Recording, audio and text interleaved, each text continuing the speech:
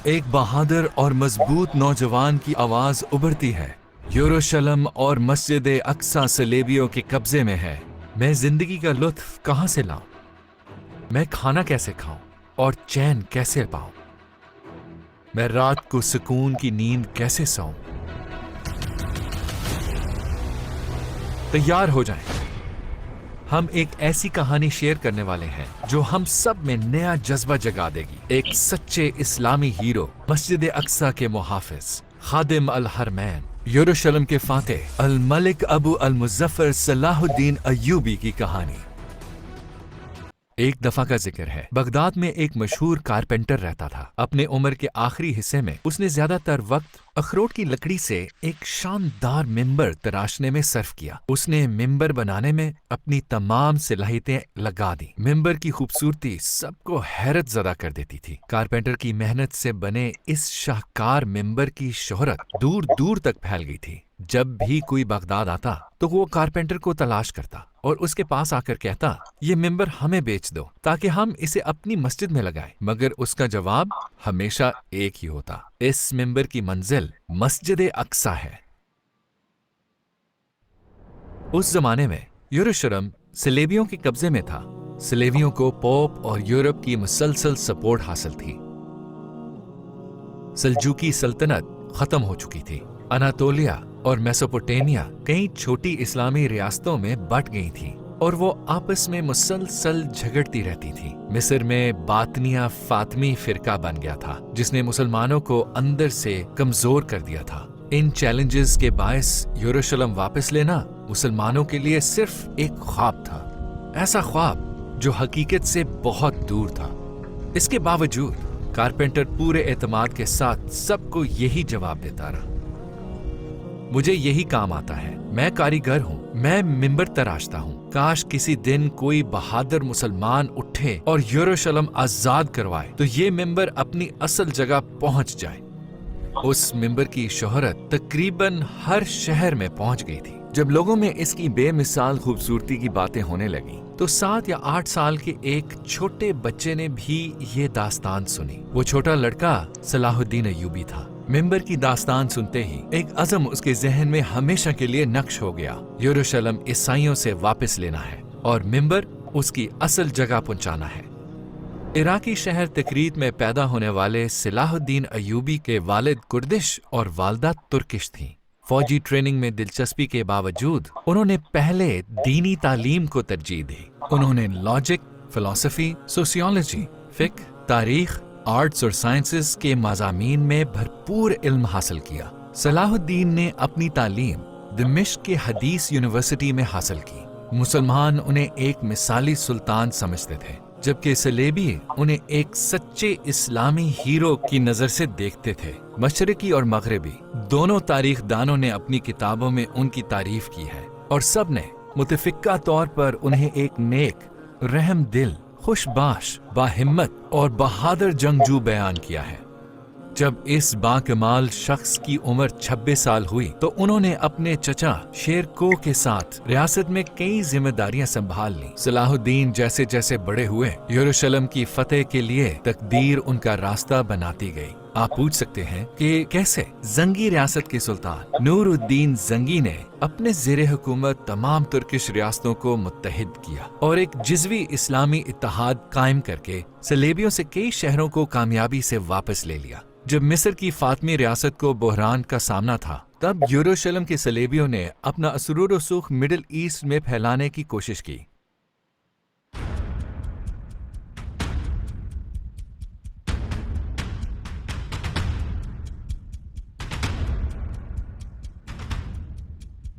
सलेबियों ने 1168 में काहिरा का घेराव कर लिया। सुल्तान नूरुद्दीन जंगी ने भी अपनी नजरें मिस्र पर जमा ली, क्योंकि मिस्र का कंट्रोल पाने का मतलब अपने दुश्मन पर जंगी बर्तरी हासिल करना थी। फातमी रियासत ने नूरुद्दीन जंगी से मदद तलब की। सुल्तान ने अपने कमांडर्स शेरको और सलाहुद्दीन को रवाना किया।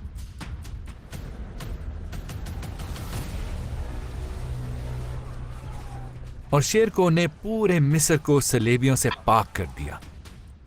इन कामयाबियों के बायस शेरको को मिस्र का वजीर मुकर्रर कर दिया गया। لیکن عہدہ سنبھالنے کے کچھ ہی عرصے بعد ان کی وفات ہو گئی۔ چچا کی وفات کے بعد صلاح الدین ایوبی مصر کے وزیر اور مصر میں سلطان نور الدین زنگی کی فوج کے کمانڈر بھی بنے۔ 31 سال کی عمر میں انہوں نے ریاست کے ولی اور مصر کے وزیر کے یہ دونوں اہم عہدے ایک ساتھ نبھائے۔ صلاح الدین نے مصر کا کنٹرول پانے کے بعد اپنی اور ترکی کے خلاف مزاحمت کرنے والوں یعنی فاطمی اور ان کے ساتھ دینے والے صلیبیوں اور بازنطینیوں کا مقابلہ شروع کیا۔ مصر پر مکمل کنٹرول کے ساتھ انہوں نے فوج کو دوبارہ منظم کیا۔ اہل سنت کی حمایت میں کام کرتے ہوئے انہوں نے سنی مدرسے اور نئے ادارے قائم کیے۔ آہستہ آہستہ انہوں نے باطنیہ فاطمیوں کو بیوروکریسی سے نکال دیا۔ آخر کار 1171 میں نور الدین زنگی کے حکم پر انہوں نے باطنیہ فاطمی کی حکومت کو ختم کر دیا۔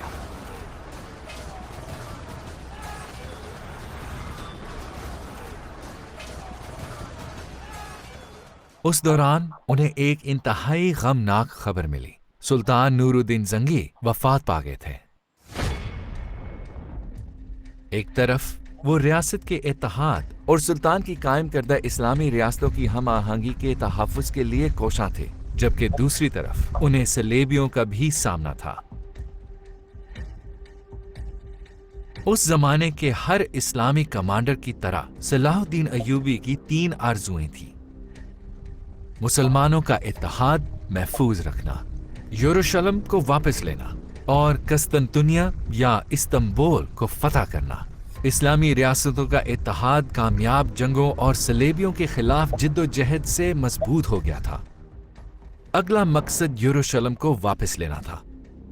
قاضی بہاؤالدین ابن شداد یروشلم کے لیے صلاح الدین ایوبی کی محبت اور امنگ کو ان الفاظ میں بیان کرتے ہیں: یروشلم کے لیے ان کے غم اور دکھ کا بوجھ اتنا زیادہ تھا جسے پہاڑ بھی نہ اٹھا پاتے۔ یوں محسوس ہوتا جیسے کوئی ماں اپنے کھوئے ہوئے بچے کے لیے غمزدہ ہو۔ وہ اپنے گھوڑے پر سوار ہو کر نکلتے اور مسلمانوں کو یروشلم کی آزادی کی خاطر جہاد کے لیے بلاتے۔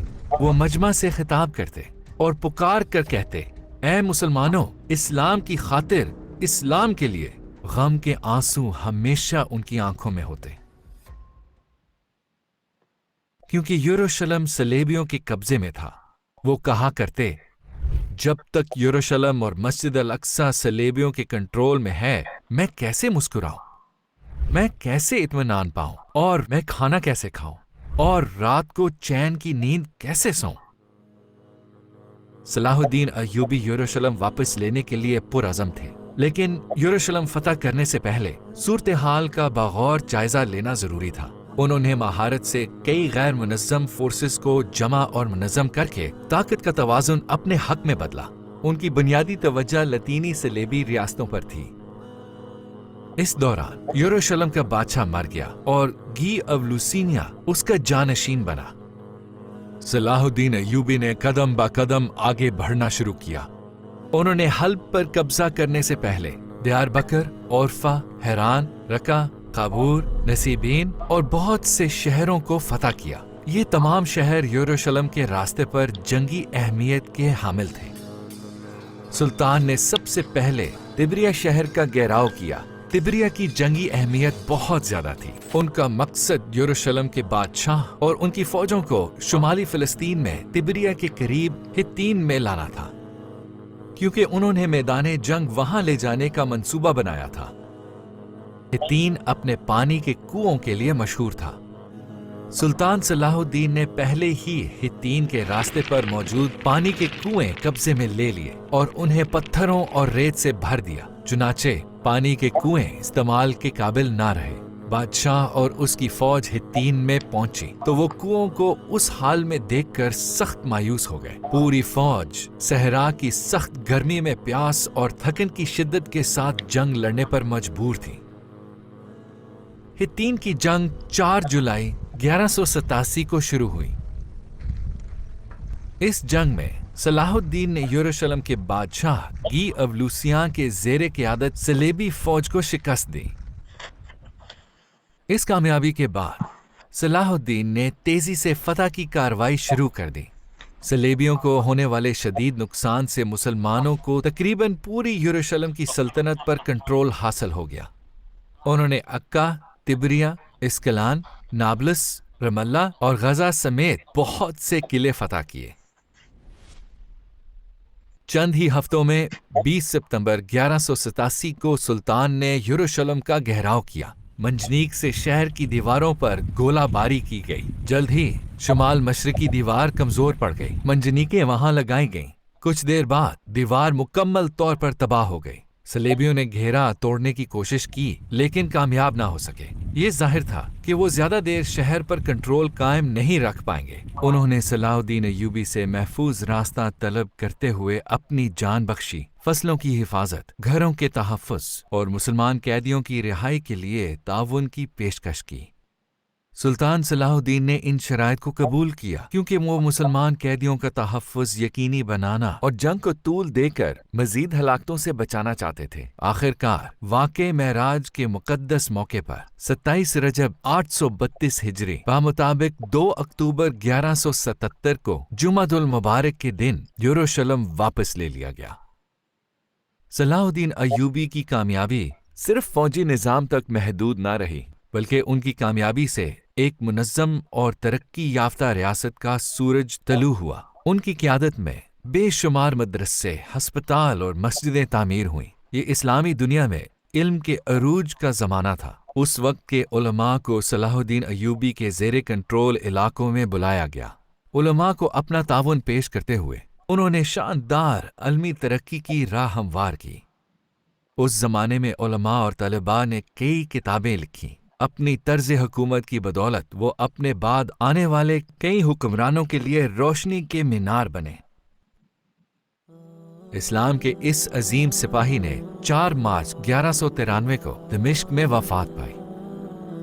उनकी वसीयत के मुताबिक वफात के बाद उनका कफन एक नेज़े पर बांध के लोगों के सामने लाया गया और उसके साथ दमिश्क की गलियों में ये अल्फाज गूंजते रहे, ऐ मुसलमानों, ऐ लोगों, मिस्र, यमन, शाम, फिलिस्तीन, यरूशलेम का फातेह सुल्तान सलाहुद्दीन आज इस कफन के सिवा दुनिया से कुछ नहीं ले गया। इससे इबरत पकड़ो और दुनिया के धोखे में मत आओ।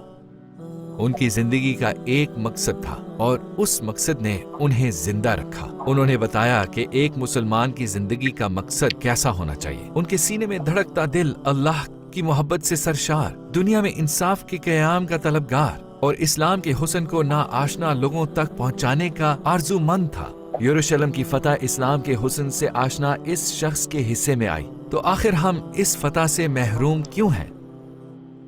क्योंकि हमें पहले खुद को बदलना होगा। हमारी ख्वाहिशात का मरकज ये दुनिया है। हमारे ख्वाब दुनियावी ख्वाब हैं और हमारे मकासद दुनियावी मकासद हैं। हमें मुखलिस होना पड़ेगा। हम में से ज्यादातर लोग अपने और अपने आराम के मुताल्लिक सोचते हैं। हमें अपना जायजा लेना होगा और वो दिल पाना होगा जो अल्लाह के लिए धड़के। हमें इस्लाम के लिए बुलंद मकासद अपनाने होंगे। याद रखें, अजीम सुल्तान सलाहुद्दीन की तरह एक दिन हमारे जिस्म भी कफन में लिपटे होंगे और उन कफनों में कोई जेब नहीं होगी।